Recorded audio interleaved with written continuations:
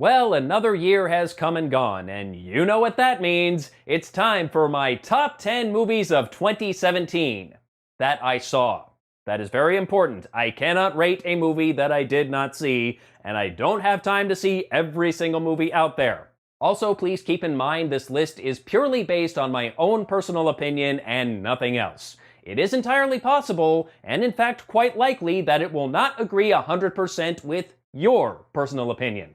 Because as you may have noticed, the human race is not a hive mind. That movie you really like might not be on my list. That movie you really hate might be on my list. Please come to terms with that now, or get. So without any further ado, here are my top 10 movies of 2017. Number 10. Wonder Woman. Thanks to director Patty Jenkins, the fourth time is a charm for DC. Gal Gadot gave us a great performance as a strong and compassionate superhero that we can all look up to. Elena Anaya was a pretty compelling villain. The No Man's Land sequence was awesome. And we finally got a DC superhero movie that isn't afraid to have fun and has honest-to-God color. It probably would have been a little bit higher on my list had it had a stronger third act, but it's still a solid film. Number 9. Logan. This was a very different look at the X-Men universe, and certainly not your typical superhero movie. More like a superhero movie made by Sam Peckinpah. It's definitely dark and gritty and violent as hell, but it still has a lot of heart underneath all that. Daphne Keane as X-23 was quite the little badass, and if this is indeed the swan song for Hugh Jackman and Sir Patrick Stewart, they definitely went out on a high note. Number 8. The Shape of Water. A love story between a mute woman and the creature from the Black Lagoon.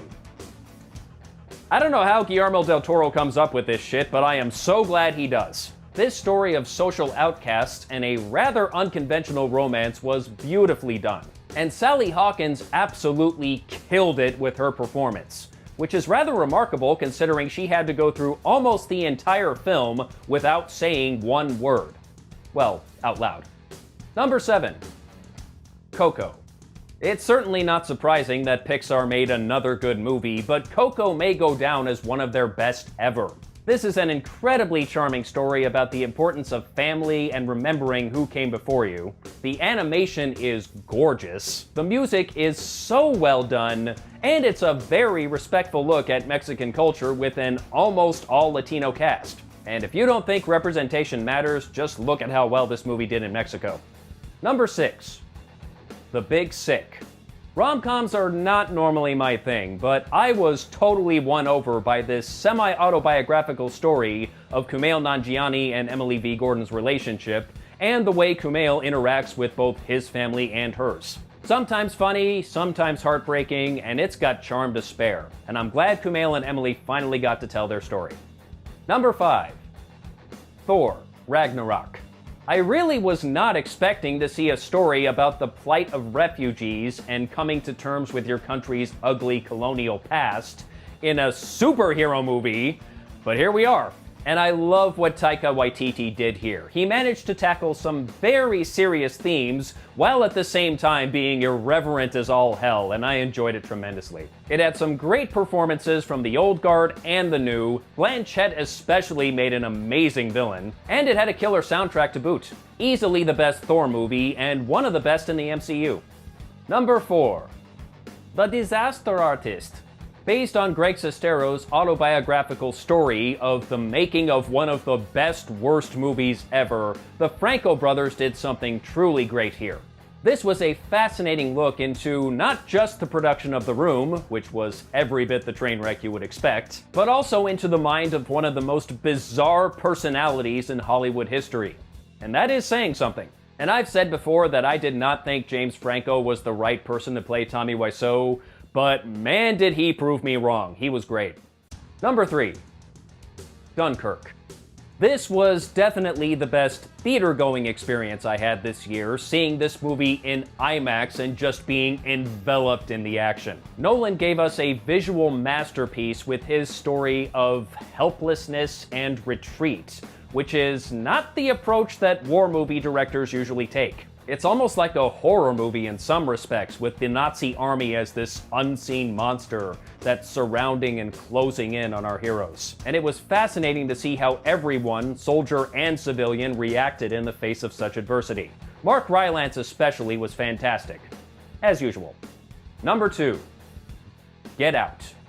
This is certainly not what I expected from a man mostly known for sketch comedy, but Jordan Peele gave us one of the greatest horror movies I have ever seen.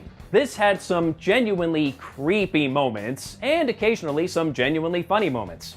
It's always nice to see a comedy sidekick that's not annoying. Daniel Kaluuya's performance was incredible, and the film has some pretty good commentary on racism, especially regarding people who can't recognize their own racism.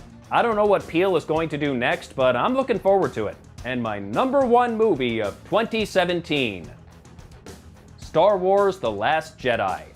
And if that surprises you, you don't know me at all. This movie was not at all what I expected, and that's what I loved about it. Rian Johnson managed to tell a new Star Wars story that was unpredictable and unusually nuanced. I loved the interactions between Daisy Ridley and Adam Driver. Mark Hamill gave probably the best performance of his career. Carrie Fisher's final performance was excellent. And I really dug the movie's themes of learning from your failures and not putting your heroes on a pedestal. I don't expect this to win Best Picture or anything, I'll be amazed if it's even nominated, but I can honestly say I did not enjoy any movie this year more than I enjoyed The Last Jedi.